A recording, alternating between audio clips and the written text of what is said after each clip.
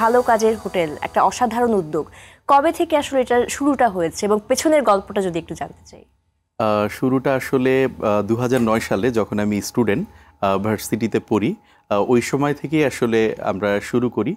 এবং শুরুর গল্পটা যদি আমি বলতে চাই, আমি ছোটবেলায় হুমায়ুন আহমেদ স্যারের একটা নাটক দেখেছিলাম, যেখানে জাহিদ হাসান ভাই অভিনয় করেছিল।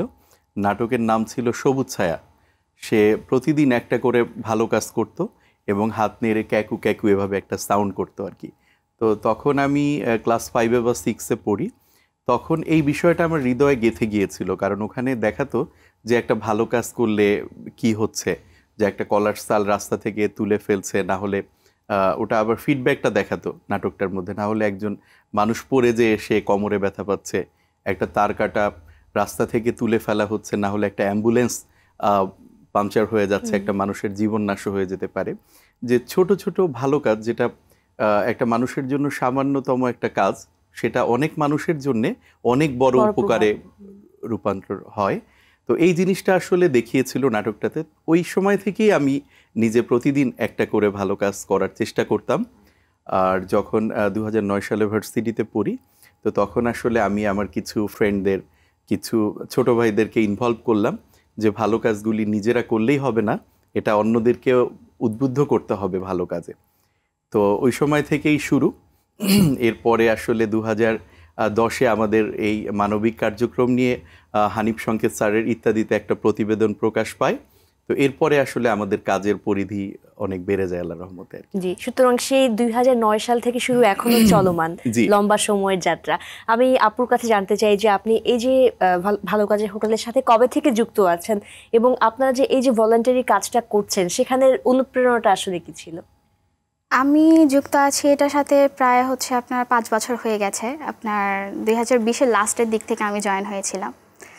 তো শুরুতে ফার্স্ট যেদিন গিয়েছিলাম ওই দিন দেখার জন্য যে কার্যক্রমগুলো কিভাবে করে বা কিভাবে এইগুলো মেনটেন করা হয়, কিভাবে মানুষজন বসে খাচ্ছে বা কিভাবে ওরা কোনো গ্যাঞ্জাম করছে কিনা বা কেমনে জিনিসটা, ব্যাপারটা কেমনে হচ্ছে, এটা নিজের থেকে একদম স্বচক্ষে সশরীরে দেখার জন্য গিয়েছিলাম।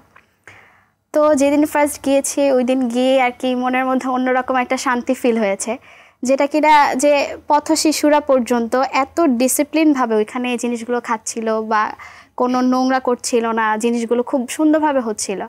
আর ওর অনুপ্রেরণা যদি হয় সেটা ভাইয়াদের থেকে দেখে, যে ভাইয়ার যেভাবে আগাচ্ছে, তো ওনাদের পরে আমরা ওনাদের জুনিয়র আছি যারা, তো ওনাদেরকে অনুসরণ করেই আমরা মেনলি আগাচ্ছি।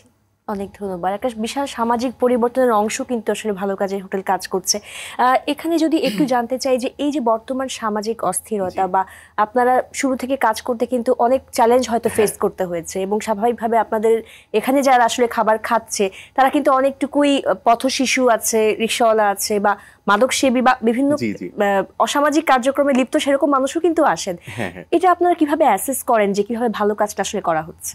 আচ্ছা, তো এটা আসলে বিভিন্ন রকম মানুষই আমাদের এখানে খেতে আসে, এবং আমাদের ভালো কাজের হোটেলের উদ্দেশ্য কিন্তু কি বলবো, যে শুধুমাত্র মানে পেট ভরে খাবার দিচ্ছি না, তাদেরকে ভালো কাজে আমরা উদ্বুদ্ধ করছি।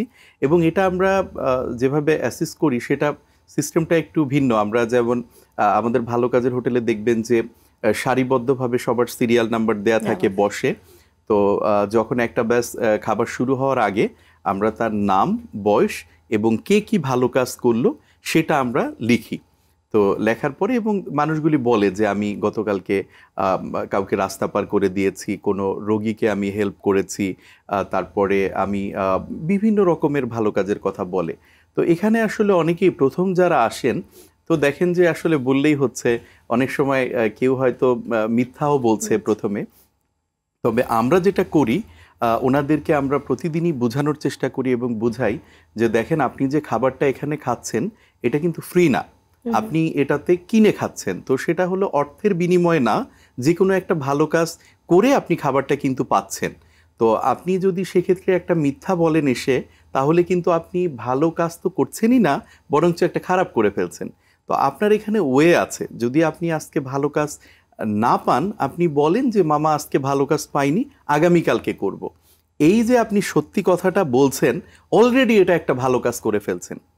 তো এই মানুষগুলিকে এভাবে যখন বলি, ওদের দেখা যাচ্ছে যে ভালো কাজ না পেলেও তার একটা ওয়ে আছে, মিথ্যা না বলে এখানে কিন্তু একটা খাবার সততার খাওয়া। জায়গা জি, আছে। তো এটা সে বলে যে মামা আজকে পাইনি, আগামীকালকে করব। তো এভাবে 1 দিন 2 দিন 3 দিন সে বলতে বলতে দেখে ভালো কাজ তো খুব কঠিন কিছু না। রাস্তার মধ্যে একটা ইট পড়ে আছে, এটাকে সরিয়ে সে সাইডে রাখলো, একটা মানুষকে হেল্প করলো। তো তখন কিন্তু সে ভালো কাজের মধ্যে ইনভলভ হয়ে যাচ্ছে। আর যখন একটা মানুষ এভাবে ভালো কাজে ইনভলভ হয়ে যাচ্ছে, সে কিন্তু নিজেকে আনমনে আরো 10টা খারাপ কাজ থেকে বিরত রাখছে। যেমন আমি চিন্তা করছি আমি আজকে একটা ভালো কাজ করব, আমি এখন পর্যন্ত পাইনি, তাহলে আমি একটা টিস্যু দেখলাম, টিস্যুটা তুলে আমি ডাস্টবিনে ফেললাম, অন্তত পক্ষে আমি তো 10টা টিস্যু ফেলবো না। একদমই তাই। তো এভাবে কিন্তু একটা ভালো কাজ কিন্তু অনেকগুলি ভালো কাজ মানে ছড়িয়ে দিচ্ছে এবং খারাপ কাজ থেকে বিরত রাখতে উৎসাহিত করছে।